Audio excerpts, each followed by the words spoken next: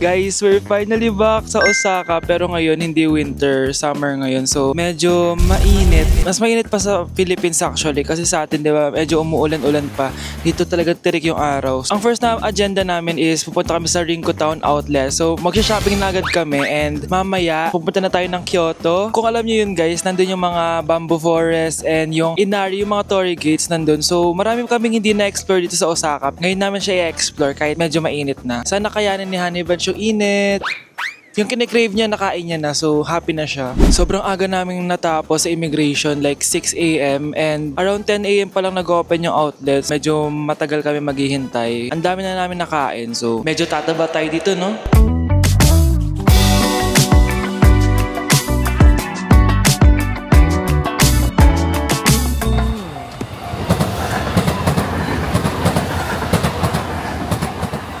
Hi guys, grabe yung tulog namin, 9 hours. Wala kami maayos na tulog. So, nandito na kami sa hotel room namin dito sa Kyoto and i-room tour ko kayo. So, pagpasok mo yan, nandito na yung mga luggage. Ayan, nakakalat na. Medyo makalat na siya guys.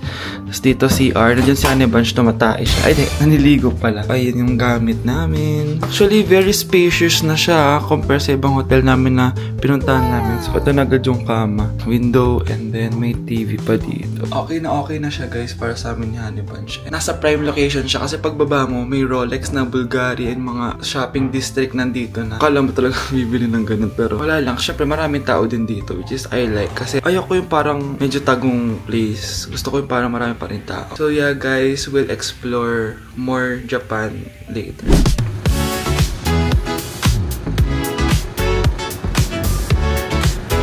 Good afternoon guys. So, pupunta kami ngayon sa Arashiyama Bamboo Forest. 4 PM na kami nakagising. 16 hours ata kami tulog. So, eto na yung bus. Tara na. Yun yung sasakyan namin guys.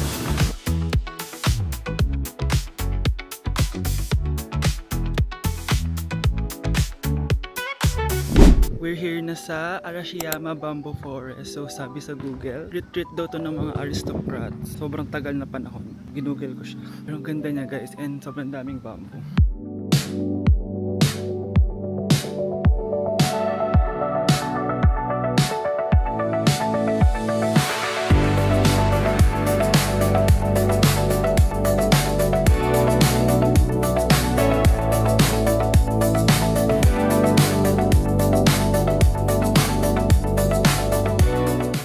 Masabi sa neighborhood nila dito. Sobrang peaceful. Parang maaantokin ka ganun. Wala rin masyadong tao.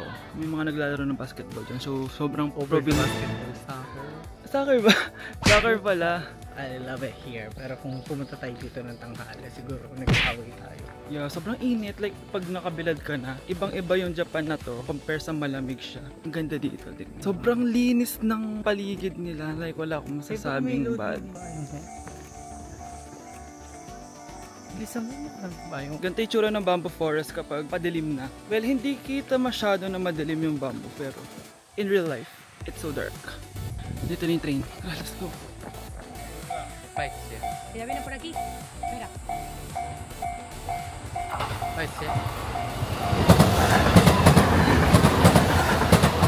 Dito pala sa Japan kapag summer, kahit 7 na may araw pa din.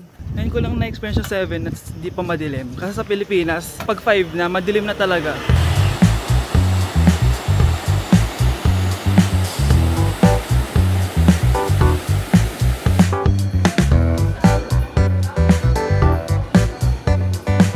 Okay guys, we're back in Gion. Kakain muna kami dahil simula nung pagkagising namin hanggang ngayon, di pa kami kumakain. Parang Shinsaibashi dito yung vibe. So nice. I miss Ichiran.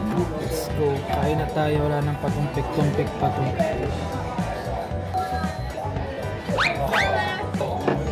The best. Wala na kami pa.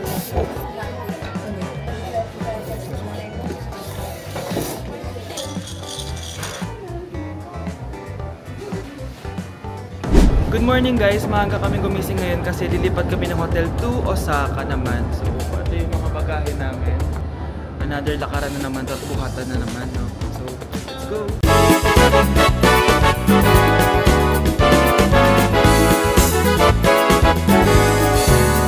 Guys, nasa Osaka na kami and ito na yung hotel namin. So pagpasok mo, ayan. Ito na yung mga kalat namin guys, mga luggage and CR. Sobrang spacious niya. Pwede ka pang umupo dito at mag-content. Ayan lang naman siya guys. Ang ganda ng mga hotel na nabubook ko ngayon compare sa winter. Kasi mas mahalata kapag winter. Medyo maliwanag to compare dun sa last hotel namin. Magla-lunch muna kami and tignan natin kung saan tayo kakain.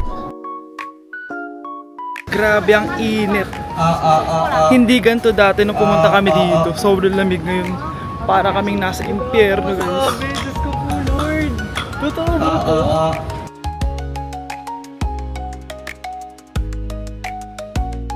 May Dippin' Dots dito guys. Tala. First time kong titikman to if ever.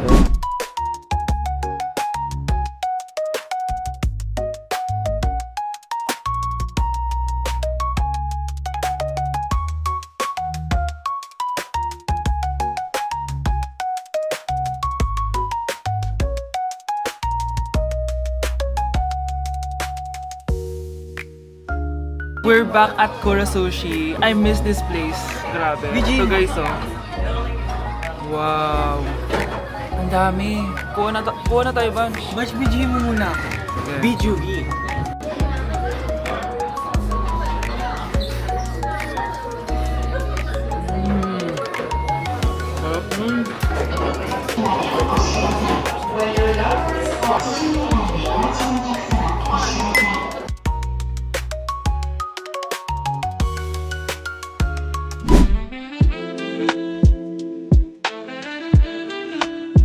Kahit summer pala dito, sobrang daming tao pa din, kahit mainit. Kita niyo naman guys, sobrang daming tao. And papunta kami ngayon sa Don Quijote. Ilang araw na kami dito, ngayon pala kami pupunta ng Don Quijote.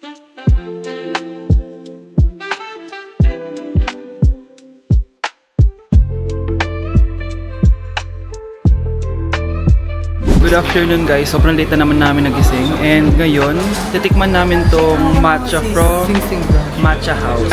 Sabi nila authentic daw to. Yung matcha latte with brown sugar syrup. Wala kami masyadong itinerary ngayon, pero ang balak namin is mag-shop and tumingin sa Yodobashi. Some food spots na din na hindi pa namin natitikman. I'm excited to try this Matcha House kasi nakikita ko to sa TikTok. Very particular kasi ako sa matcha. Gusto ko yung parang medyo dark and mapait siya. Ayoko yung medyo sweet na matcha.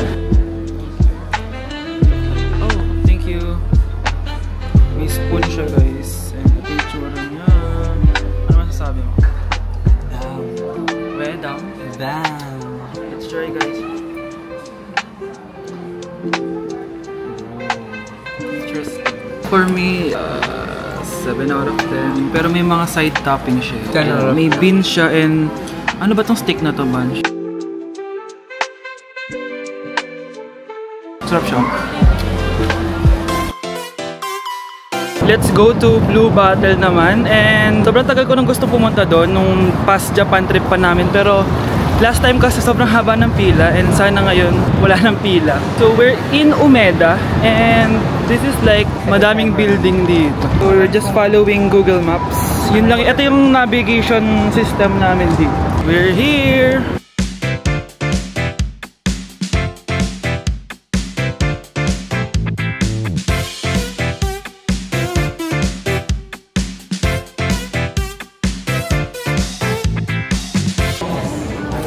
I got ice nola. Ano kaya lasa niya? Tinola? Hindi siya masyadong matamis guys. Mag-add ako ng sugar. Taste test ulit. Okay, much better. So kakain na dapat kami ng Ichiran pero sobrang haba ng pila, like 70 minutes daw. So ngayon gagala muna kami since 24 hours naman yung Ichiran. And maghihintay muna kami ng medyo madaling araw para makakain at kumonti na yung tao. Good morning guys, so today we're gonna go to Nara, sa Nara Deer Park. Pumunta na kami dun pero pumunta kami ulit kasi we just want a nature vibe muna ngayon. And quick haul lang sa pinamili ko kahapon. So I got a few things from Zara and Uniqlo. So Zara muna tayo. First, I got this maroon coat. Very fit siya sa akin. And ganda din ang quality niya guys. So ganito yung itsura niya. Binili ko siya para pag may mga events, ganyan na kailangan na medyo reddish. Diba? Fit na fit. And hindi lang to yung coat na binili ko. I got a different color din. So, medyo green naman. Pang winter din to guys, pag bumalik kami dito sa Japan. Last from Zara is, actually gagamitin ko na siya. Kita ko lang sa Philippines, nagandahan ako. And Magkano yan ganda? Ito yung akin guys, sobrang lalaki lang siya atake. Nakapag-get ready na ako, so papakita ko na tong Uniqlo na nabili ko. Super cute nito kasi Doraemon siya. White lang and Doraemon. Tingnan nyo guys yung detail. Doraemon ulit, pero yung movie ata to. Super cute lang, pambahay or pang-alis na casual. Bala ko pang bumili ng maraming damit. So, bandang option dito. So, mamaya yan. And bukas, shopping din namin tomorrow. I'm so excited. And this is my feet. Ayan, super simple lang. So, let's go to Nara Deer Park. So, we're here at Moss Burger. I ordered, syempre, burger. Grabe kita na yan. Parang sikat yan ito, guys. Wow, manikay. Yun siya. Tahi mo.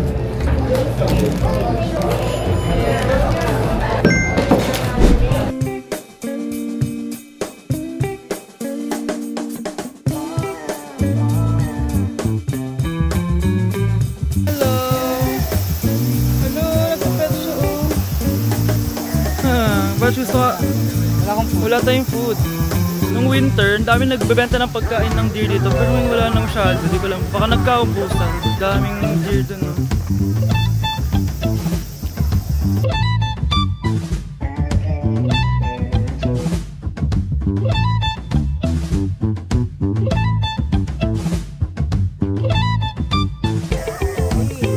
Maldita yung mga deer dito. Ay, buntesa siya! Buntis ka? Sana all buntesa. Ikaw rin naman buntesa ba?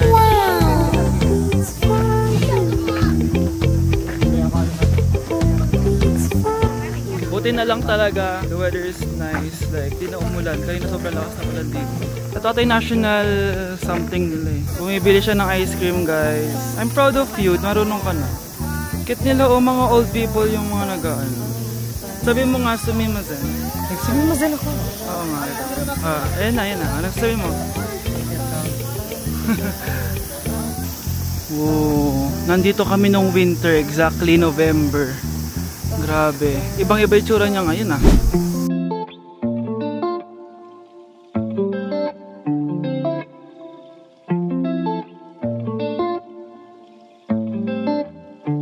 We're on the way to the airport.